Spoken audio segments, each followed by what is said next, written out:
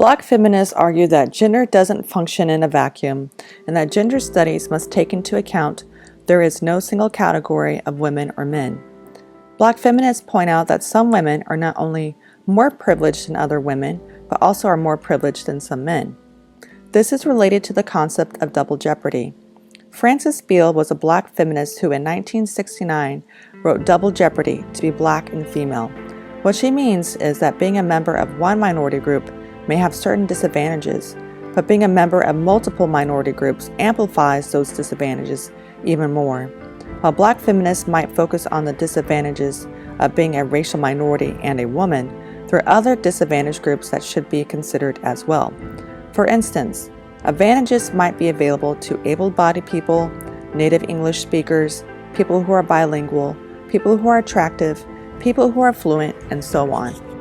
Postmodern theorists question the whole notion of women as a separate, stable category and the value and appropriateness of Western scholars applying their cultural logic to the study of non-Western societies.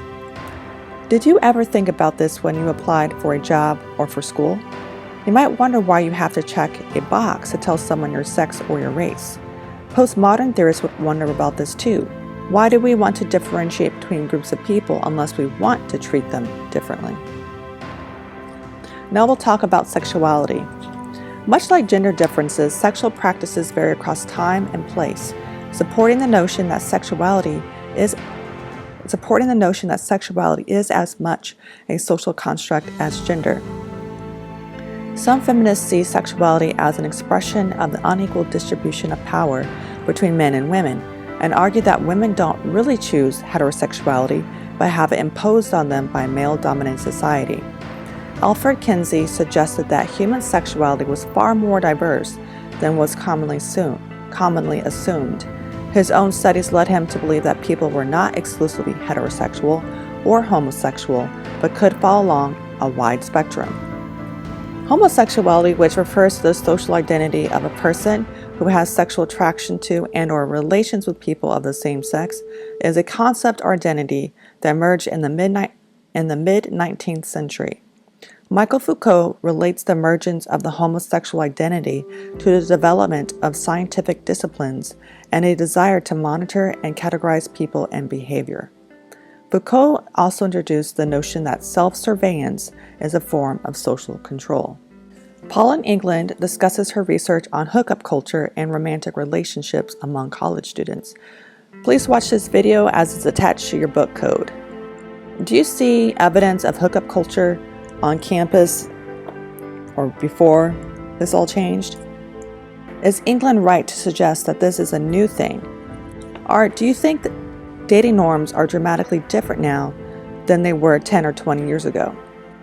Now we'll talk about gender and how it works in various institutions, the first one with education. Schools are generally the first agent of socialization that children experience outside their immediate families. This may be the first time that children are introduced to thoughts and ideas that contradict those of their families.